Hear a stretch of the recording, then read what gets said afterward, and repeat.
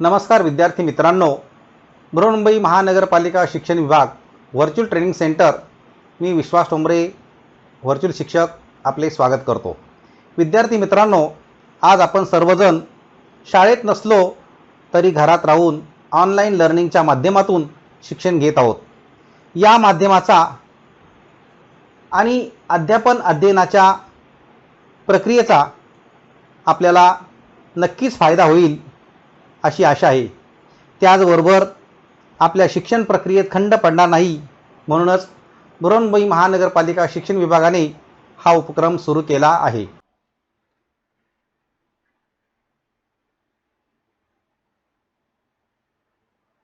इयत्ता चौथी, विषय मराठी,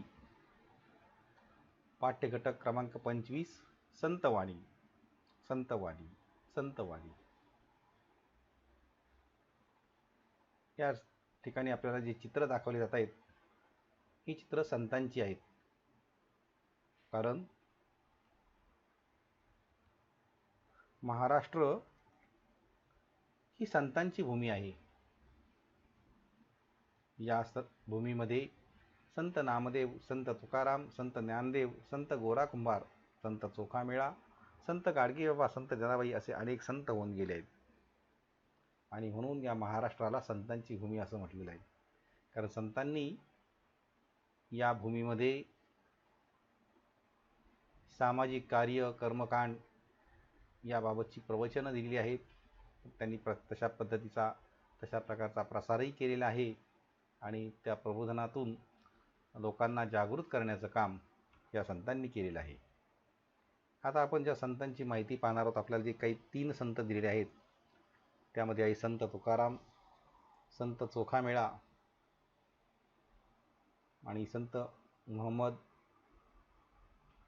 असे 3 संत आहेत। तर आता आपण या संतांची माहिती घेत असताना संत तुकारामांची माहिती घेणार आहोत।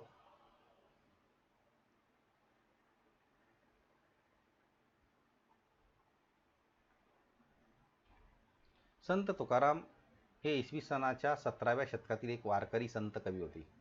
त्यांचा जन्म देहू गावात वसंत पंचमीला म्हणजेच माघ शुद्ध पंचमीला झाला। पंढरपूरचा विठोबा हे तुकारामाचे आराध्य दैवत होते। तुकारामांना वारकरी जगद्गुरू म्हणून ओळखतात। वारकरी संप्रदायातल्या प्रवचन व कीर्तनाच्या शेवटी पुंडलिक वरदे हरी विठ्ठल, श्री ज्ञानदेव तुकाराम, पंढरीनाथ महाराज की जय, जगद्गुरू तुकाराम महाराज की जय असा जयघोष करतात। जगद्गुरू तुकाराम लोककवी होते। जे का रंजले गांजले त्यासी म्हणे जो आपुले, तोची साधू ओळखावा, देव तेथीची जाणावा, अशा प्रकारचे अभंग संत तुकाराम महाराजांनी जनसामान्यांना सांगून ईश्वर भक्तीचा सुगम असा मार्ग दाखवला। वारकरी संप्रदायाची एक अखंड अशा प्रकारची परंपरा त्यांनी निर्माण केली। 17व्या शतकामध्ये सामाजिक प्रबोधनाचे मुहूर्तमेढ रोवणारे सुधारक संत म्हणून तुकाराम महाराजांचा उल्लेख करावा लागेल। त्याचबरोबर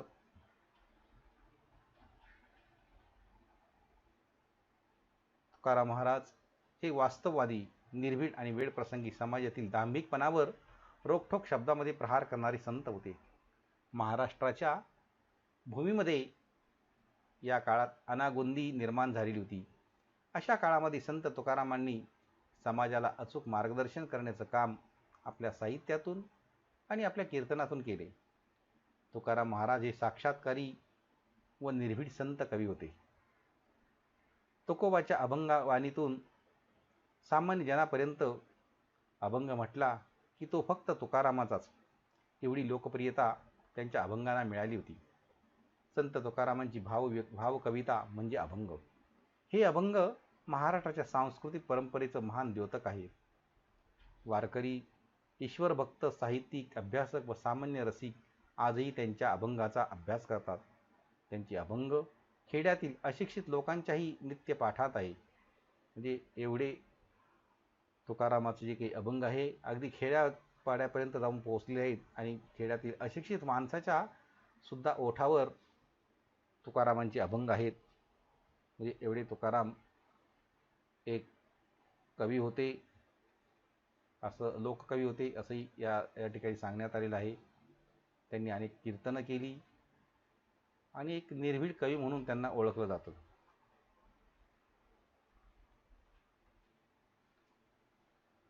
संत तुकाराम भागवत धर्माचा कळस होण्याचे महाभाग्य त्यांना लाभले.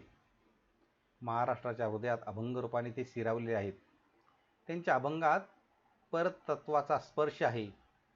मंत्रांचे पावित्र्य शब्द कळेत पाझरते. त्यांच्या काव्यातील गोडवा व भाषेची रसाळता अतुलनीय आहे. संत तुकाराम महाराजांनी आपल्या अभंग लेखनाबरोबरच गवळणी रचल्या. संत तुकारामांच्या अभंगांचा अनेकांनी अनेक अंगांनी अभ्यास करून त्यांचे सौंदर्य उलगडण्याचा प्रयत्न केलेला आहे. महाराजांची गाथा ही अखंड ज्ञानाचा स्रोत म्हणून जनसामान्यांच्या मुखामध्ये कायम आहे. गाथा बुडवली म्हणणाऱ्यांना जनसामान्यांच्या तोंडून मुखोद्गत अभंग ऐकून गाथा जिवंत असल्याचा प्रत्यक्ष अनुभव झाला. इंद्रायणी नदीच्या काठावर लाखोंचा जनसमुदाय गाथेतील अभंग म्हणू लागले. यावेळी तुकाराम महाराजांना जाणीव झाली की आपले अभंग, आपली गाथा बुडालेली नाही, तर ती जनसामान्यांच्या मुखामध्ये अखंड जिवंत आहे. म्हणजे एवढे तुकारामाचे अभंग अगदी प्रत्येक माणसाच्या मुखामध्ये आणि मुखातून एक वेगळ्या पद्धतीने बाहेर पडत असत.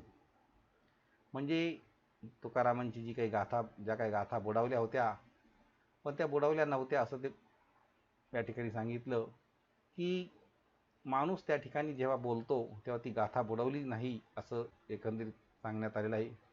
आणि इंद्रायणी नदीच्या काठी लाखो जनसमुदाय जमतो आणि ते अभंग म्हणू लागतात.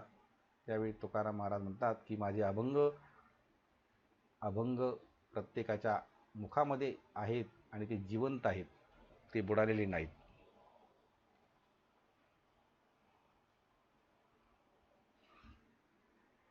संत तुकारामांच्या बाबत आणखी काही सांगता येईल. बहुजन समाजाला जागृत करून देवधर्म या संबंधी मते लोकांना पटवून देण्यामध्ये ते यशस्वी ठरले. देवधर्मातील अनागोंदी त्याचप्रमाणे भोळ्या समजुती प्रयत्नपूर्वक नष्ट करण्याचा त्यांनी प्रयत्न केला. समाज मनावर अंधश्रद्धेचा पगडा दूर करून लोकांना नवा धर्म, नवी भाषा देण्याचं काम संत तुकारामांनी केले. संत तुकारामांचे धर्मक्रांतीचे समाज प्रबोधन आजही समाजाला मार्गदर्शक ठरले आहे. त्यांचे अभंग मानवी जीवनाला उपकारक ठरले आहेत. संत चळवळीच्या संदर्भामध्ये ते लिहितात, संतांच्या संत चळवळीने महाराष्ट्र 3 शतके अपंग होऊन राहिला. ज्ञानदेवाने रचलेल्या भक्ती चळवळीला खऱ्या अर्थाने कळसास नेण्याचं काम हे संत तुकारामांनी केलेलं आहे. तर अशा प्रकारचं महान कार्य हे संत तुकारामांनी केलेलं आहे. आपण या संत तुकारामांविषयी ही माहिती जाणून घेतली. आपल्याला प्रत्यक्ष अभंगाचा एक जो कडवं दिला आहे हे आपण नंतर अभ्यासणार आहोतच, परंतु तत्पूर्वी आपल्याला संत तुकारामांबद्दल माहिती असणं हे आवश्यक आहे आणि त्यामुळे ही तुम्हाला माहिती देण्यात आलेली आहे. आता आपण आपले दुसरे संत जे आहेत संत चोखामेळा यांचं सुद्धा एक पद्य दिलेलं आहे, परंतु तत्पूर्वी संत चोखामेळा याविषयी सुद्धा आपण पहिल्यांदा जाणून घेणार आहोत.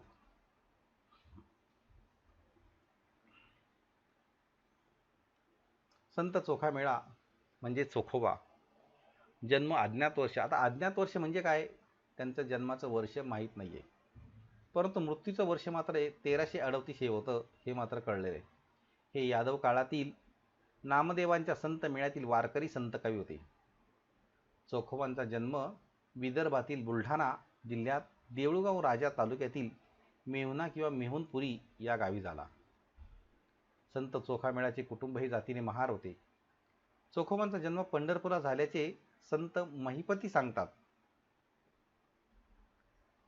चोखोबा मूळ वऱ्हाडातील आहे असेही म्हटले जाते. पत्नी सोयरा, बहीण निर्मला, मेहुणा बंका व मुलगा कर्ममेळा हे सर्व प्रपंचाचे काबाड कष्ट उपसत असतानाच नित्यनेमाने व भक्तिभावाने पांडुरंगाचे नामस्मरण व गुणसंकीर्तन करीत होते. चोखोबांचा मृत्यू गावकोसाच्या कामात दरड कोसळून झाल्याचे सांगितले जाते. त्यांच्या मृत्यूनंतरही त्यांच्या हाडांतून विठ्ठल नामाचा गजर ऐकू येत होता. यावरून नामदेवांनी चोखोबांची हाडे ओळखून ती गोळा केली व पंढरपूरला विठ्ठल मंदिरासमोर त्यांची समाधी बांधली असे चरित्रकार सांगतात. म्हणजे एवढे हे संत चोखामेळा या विठ्ठलासाठी साठी एकरूप झालेले आहे, एकंदरीत या माहितीवरून आपल्याला समजते.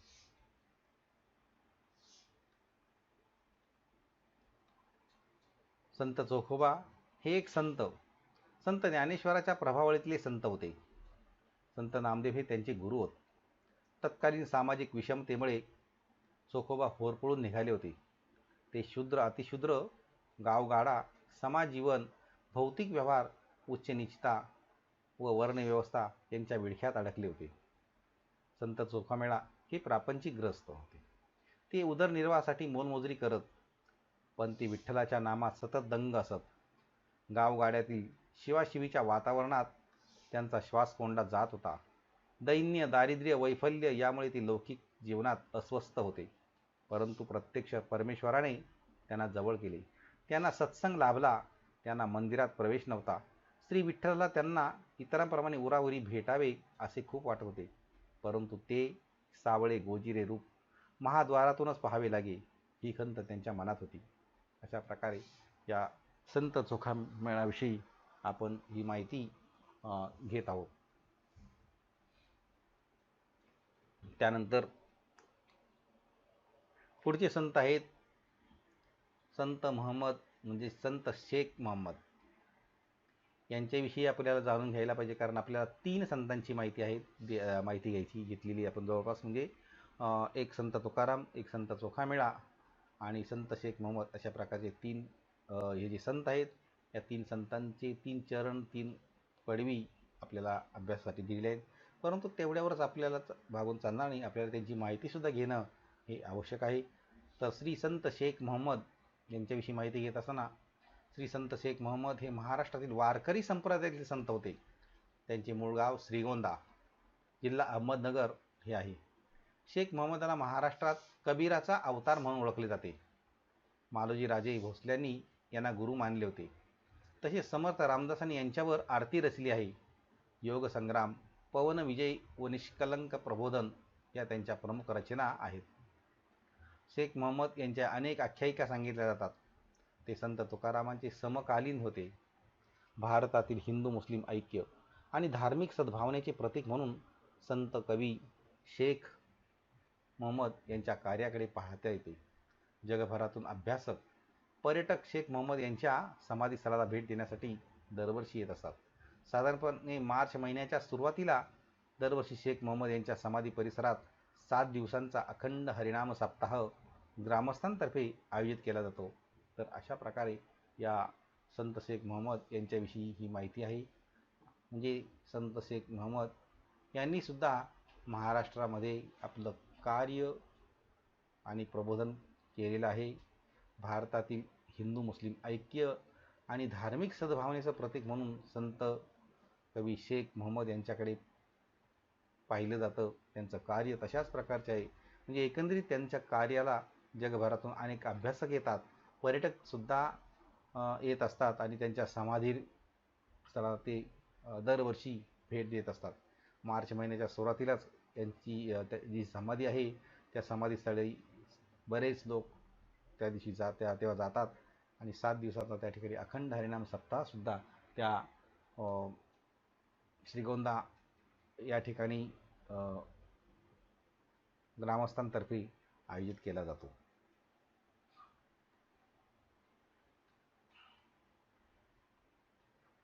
संत शेख महम्मद ज्यामध्ये सर्व जाती धर्म आणि पंथांचे लोक सामील होतात. सप्ताहानंतर 2 दिवसांची यात्रा त्या ठिकाणी भरवली जाते. यात्रेदरम्यान भरवला जाणारा जंगी कुस्त्यांचा आखाडा हगामा ही पंचक्रोशीत उत्सुकतेचा शिरोबिंदू असतो. ऐसे केले या गोपाळे नाही सोवळे ओवळे, ऐसे केले या गोपाळे नाही सोवळे ओवळे, काटे केतकीच्या झाडा आत जन्मला केवडा, काटे केतकीच्या झाडा आत जन्मला केवडा, फणसांगी काटे आत अमृताचे साठे, नारळ वरुता कठीण परी अंतरी जीवन. शेख महम्मद अविंद यांचे हृदय गोविंद. अशा प्रकारे या संतांची माहिती आपण घेतलेली आहे. आता आपण त्या संतांचे जे काही अभंग दिलेले आहेत त्या अभंगाविषयी जाणून घेणार आहोत. कारण शेवटी त्यांच्या अभंगाविषयी जाणून घेत असताना त्यांची प्राथमिक माहिती जी काही आपल्याला आवश्यक आहे आणि ती आपण घेतलेलीच आहे. आता या कवितेमध्ये तीन संतांचे अभंग दिले, त्याबाबतची माहिती आपण घेणार आहोत या संतवाणीमध्ये. जसे संत तुकारामाचा जो अभंग आहे, अर्थे विना पाठांतर कासया करावे, अर्थे विना पाठांतर कासया करावे, व्यर्थची मरावे घोकनिया. अर्थे विना पाठांतर कासया करावे, व्यर्थची मरावे घोकनिया. घोकनिया काय वेंगी अर्थ पाह्य, घोकनिया काय वेंगी अर्थ पाहे, अर्थरूप राहे होवनिया, अर्थरूप राहे होवनिया. तुका म्हणे ज्याला अर्थी आहे भेटी, तुका म्हणे ज्याला अर्थी आहे भेटी, नाहीतरी गोष्टी बोलो नका, नाहीतरी गोष्टी बोलू नका. असा हा संत तुकाराम महाराजांचा एक अभंग आहे. आता या अभंगामध्ये संत तुकाराम महाराज काय म्हणतात हे आपल्याला पाहायचंय.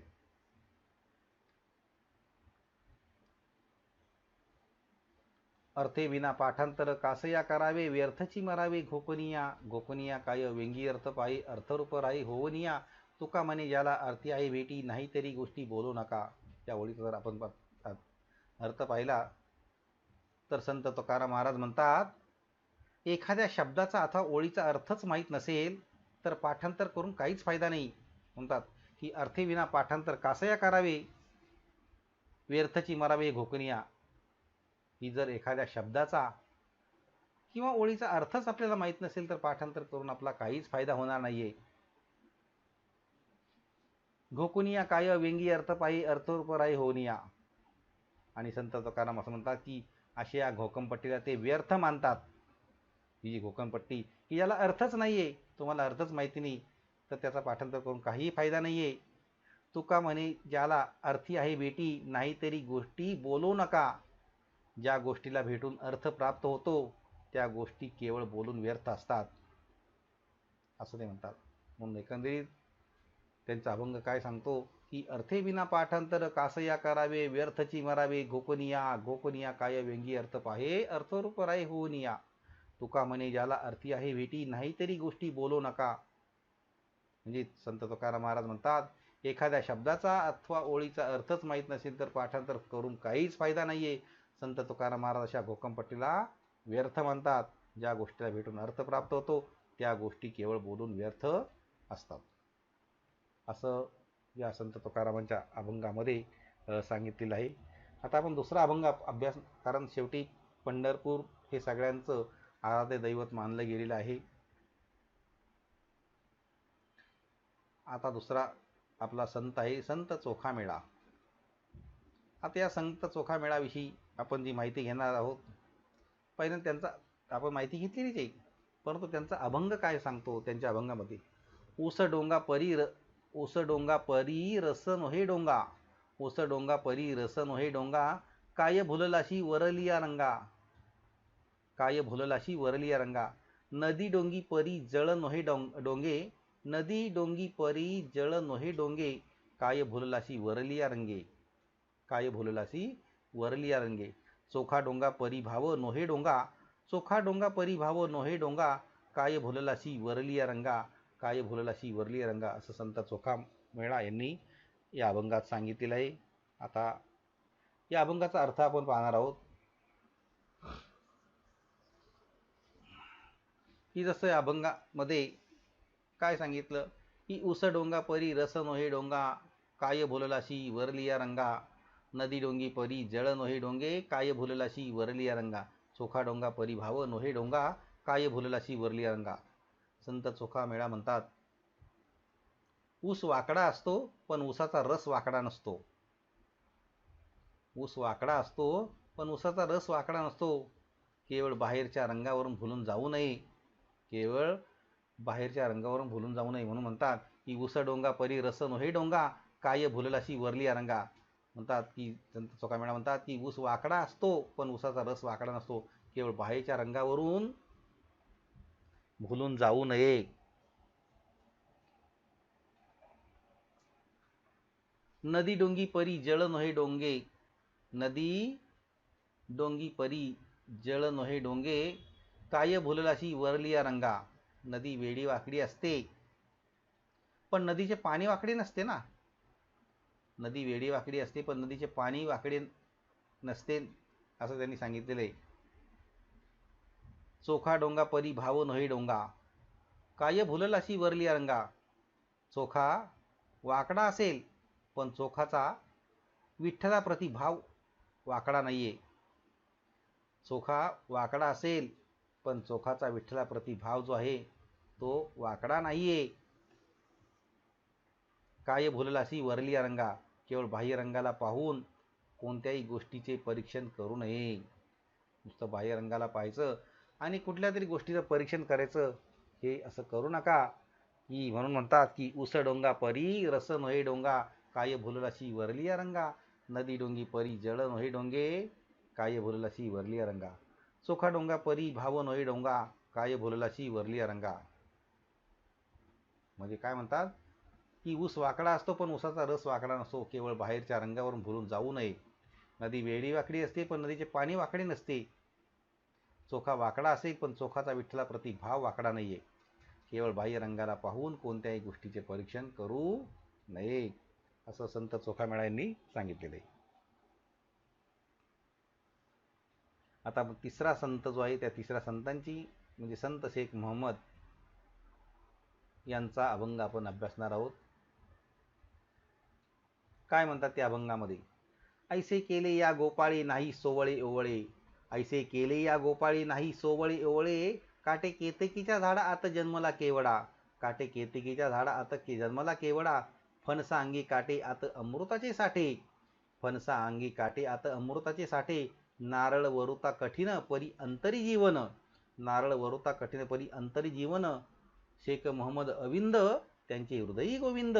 शेख मोहम्मद अविंद त्यांचे हृदयी गोविंद, असं या संत शेख मोहम्मदांनी आपल्या अभंगामध्ये सांगितलेलं आहे. आता आपण त्याचा अर्थ पाहणार आहोत. काय म्हणतात ते, ऐसे केले या गोपाळी नाही सोबळे ओवळे, काटे केतकीच्या झाडा आता जन्मला केवडा. फणसा अंगी काटे आता अमृताचे साठे, नारळ वरुता कठीण परी अंतरी जीवन. शेख मोहम्मद अविंद त्यांचे हृदयी गोविंद. संत शेख मोहम्मद म्हणतात की माझ्या प्रभू गोपाळाला सोवळे किंवा ओवळे मान्य नाही. माझ्या प्रभू गोपाळाला सोवळे किंवा ओवळे मान्य नाही. ऐसे केले या गोपाळी नाही सोवळे ओवळे. माझ्या प्रभू गोपाळाला सोवळे किंवा ओवळे मान्य नाही. अमुक माणसाने हात लावू नये किंवा लावा हे मान्य नाहीये. काटे केतकीच्या झाडात जन्मला केवडा. केतकीचे झाड कितीही काटेरी असले तरी त्याच्यात गाभ्यात सुगंधी केवडा असतो. फणसा अंगी काटे आता अमृताचे साठे. फणस कितीही काटेरी असले तरी आत अमृतासारखे गोड लागणारे गरे असतात. फणस कितीही काटेरी असले तरी आत अमृतासारखे गोड लागणारे गरे असतात. नारळ वरुता कठीण परी अंतरी जीवन. नारळ दगडासारखे कठीण असते पण आत जीवन देणारे गोड पाणी असते. नारळ दगडासारखे कठीण असते पण आत जीवन देणारे गोड पाणी असते. शेख मोहम्मद अविंद त्यांचे हृदयी गोविंद.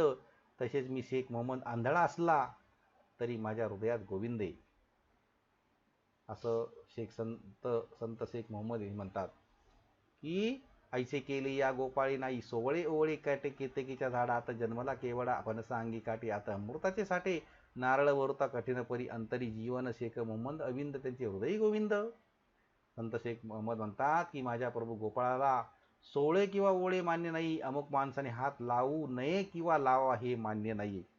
केतकीचे झाड कितीही काटेरी असले तरी त्याच्या गाभ्यात सुगंधी केवडाच असतो. फणस कितीही काटेरी असले तरी आत अमृतासारखे गोड लागणारे गरेच असतात. नारळ कितीही दगडासारखे कठीण असते पण आत जीवन देणारे गोड पाणीच असते. तसेच शेख मोहम्मद आंधळा असला तरी तरी हृदयात गोविंद आहे, असं त्यांनी आपल्या अभंगात सांगितलेलं आहे. आता या अभंगाविषयी आपण थोडंसं एक अभंग म्हणून थोडंसं गाण्याचा मी प्रयत्न करणार आहे. अर्थात तो अभंग काही एवढा आपल्याला होणार नाही आहे पण तरी ठीक आहे.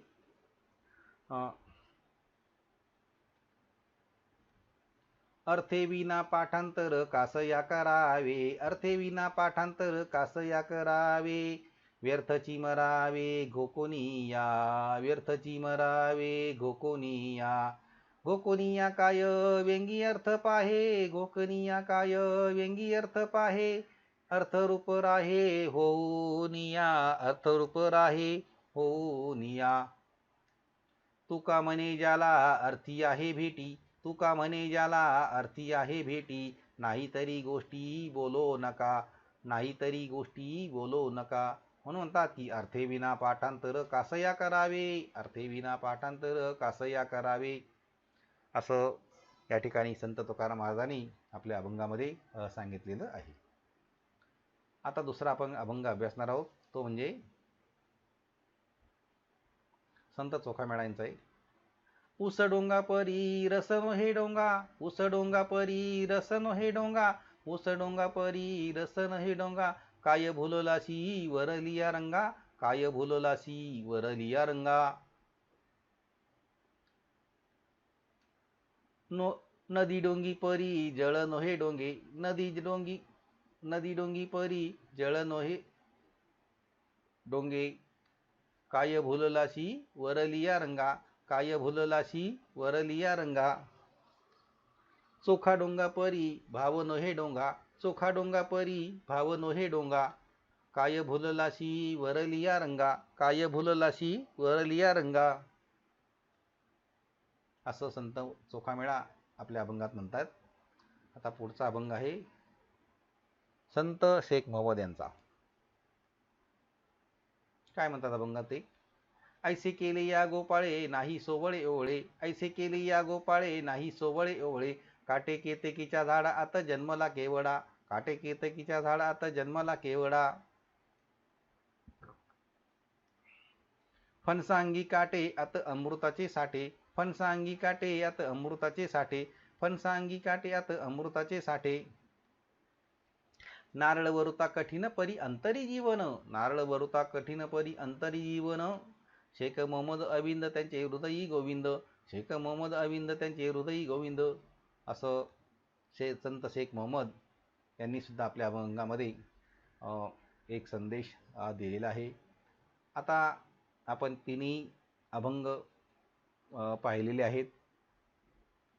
आता यानंतर तुम्हाला काही प्रश्न दिले जात आहेत. प्रश्न पहिला आहे, संत तुकारामांनी अर्थविना पाठांतर कासया करावे, व्यर्थची मरावे घोकनिया, या अभंगात काय सांगितले आहे. संत तुकारामांनी अर्थविना पाठांतर कासया करावे, व्यर्थची मरावे घोकनिया, या अभंगात काय सांगितले आहे. दुसरा प्रश्न आहे, ऊस डोंगा परी रस नोहे डोंगा, काय भुललासी वरली रंगा, या अभंगात संत चोखामेळा यांनी काय सांगितले आहे. आणि तिसरा प्रश्न आहे, ऐसे केले या गोपाळी नाही सोवळे ओवळे, काटे केतकीच्या झाडा आता जन्माला केवडा, या अभंगात संत शेख मोहम्मद यांनी काय सांगितले. असे 3 प्रश्न तुम्हाला या 3 अभंगावर देण्यात आलेले. हे प्रश्न सोडवायचे आहेत. तुम्हाला त्याचा अर्थ सांगण्यात आलेला आहे.